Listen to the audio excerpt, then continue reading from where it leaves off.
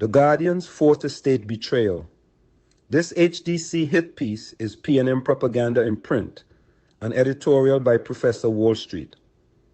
Almost 1 year into Prime Minister Kamla Persad-Bissesa's return to power, the Trinidad Guardian has done what it does best, dressed up a political ambush as investigative journalism.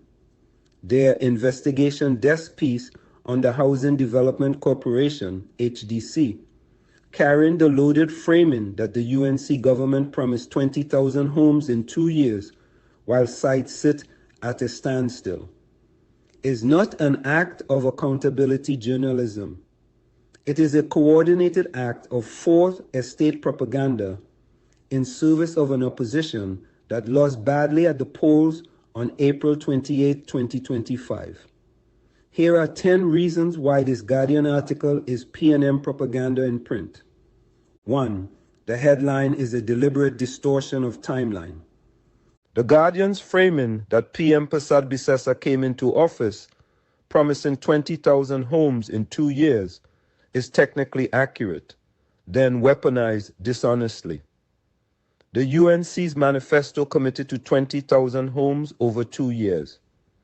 The government was sworn in on May 1st, 2025. This article was published in April 2026, not even 12 full months into that 2-year window. Holding a government accountable for not completing a 2-year program in under 1 year is not journalism. It is a setup. Any honest reader who reads past the headline will notice this, but The Guardian is counting on the fact that most people do not. 2. The article buries real progress to manufacture a failure narrative. Deep inside the piece, far from the headline, The Guardian's own reporting acknowledges that under the Persad-Bissessa government, 1,461 housing units are under construction in Arima, the Abadia, and Couva. 208 home improvement grants and 82 home construction grants totaling $8.2 million have already been issued. 35 housing village improvement program projects have been completed and 44 are underway, and 122 homes were handed to applicants between April and November 2025 alone. These are tangible first-year achievements. A newspaper with integrity would lead with that progress. The Guardian buried it beneath photographs of moss-covered walls. 3. The problems profiled are PNM legacy disasters, not UNT failures.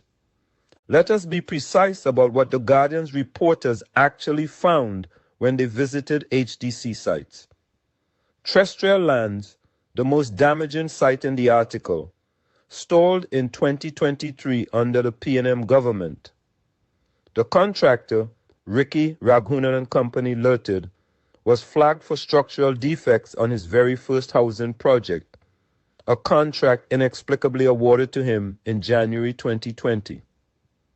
2 independent engineering reports found that foundations could not support the load of the 2-story buildings.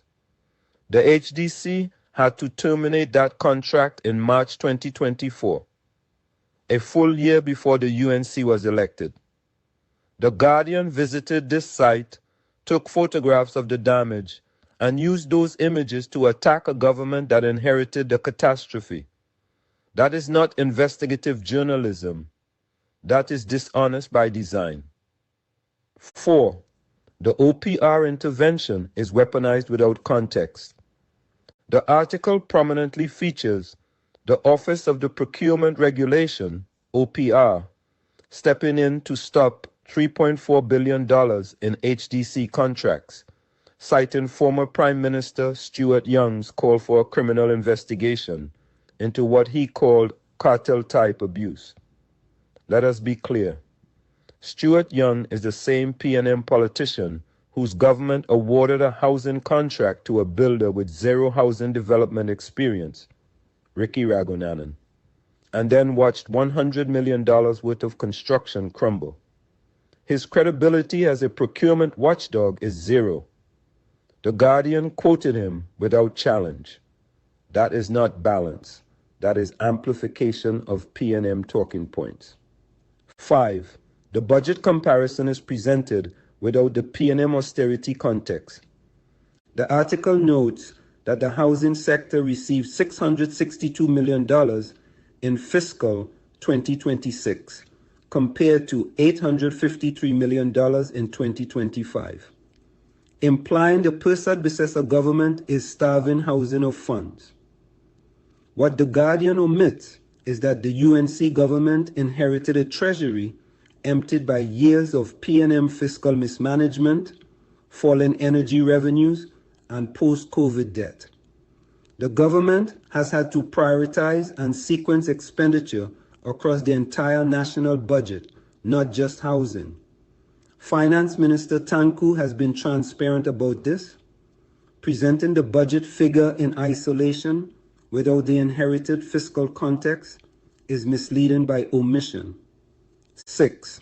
The Ridgeview Heights site is another P&M inheritance. The Guardian's reporters also visited Ridgeview Heights in Arouca, a project commissioned in 2017 under the P&M that was expected to deliver 400 apartments and duplexes. By 2021, still under the P&M, there was land slippage caused by ruptured water lines draining into the slope for an extended period.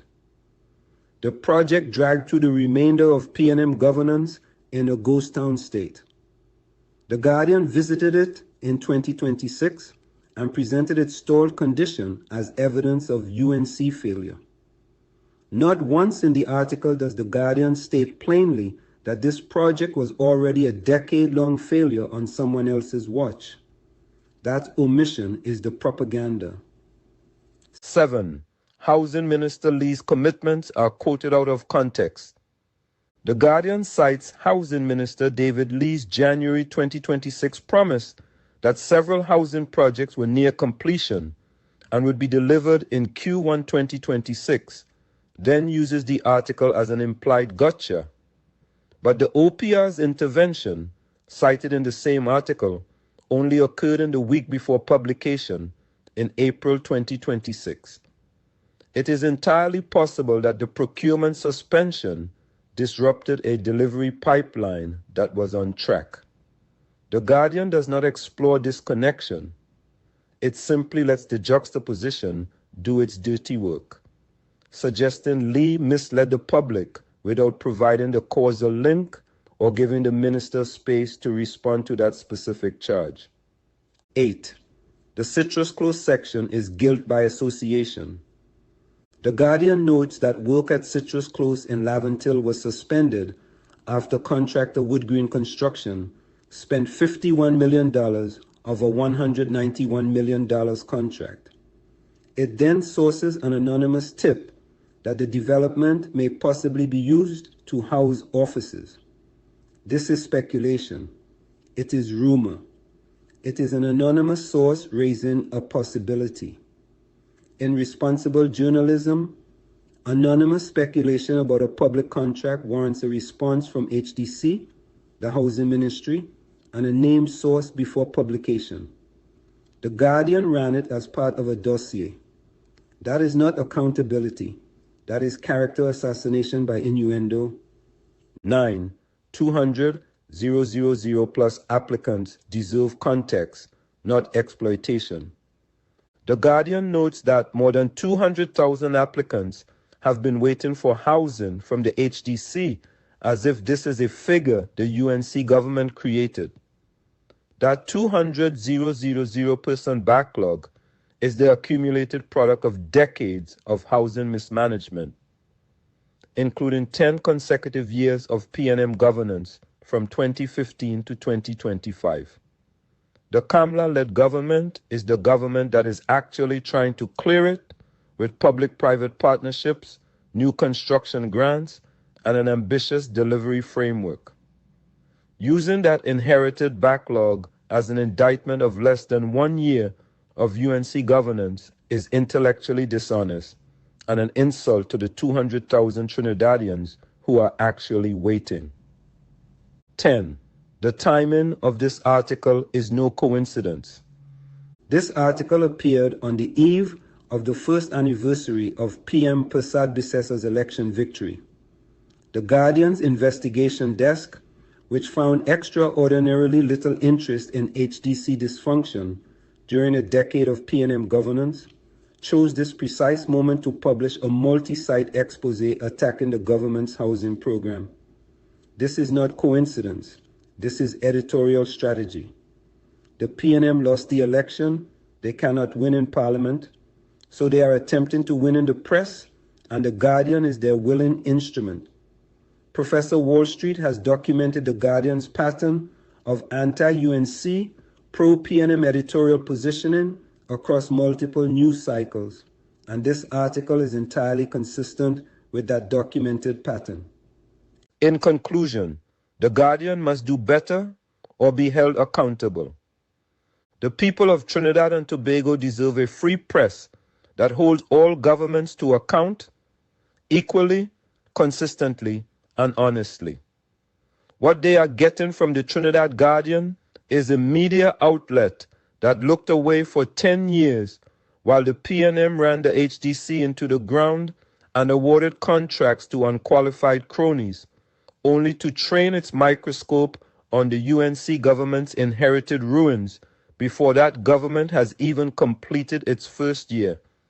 PM Kamla Prasad Bisessa won a landslide mandate. Housing Minister David Lee has a 2-year program underway. The budget is constrained by a fiscal reality the PNM created. Homes are being built. Grants are being issued. Progress is being made. None of that erases the need for scrutiny, but scrutiny must be honest, it must be fair, and it must be proportionate. This article was none of those things. The Guardian must stop the PNM propaganda. The Fourth Estate exists to speak truth to power, not to carry water for those who just lost it.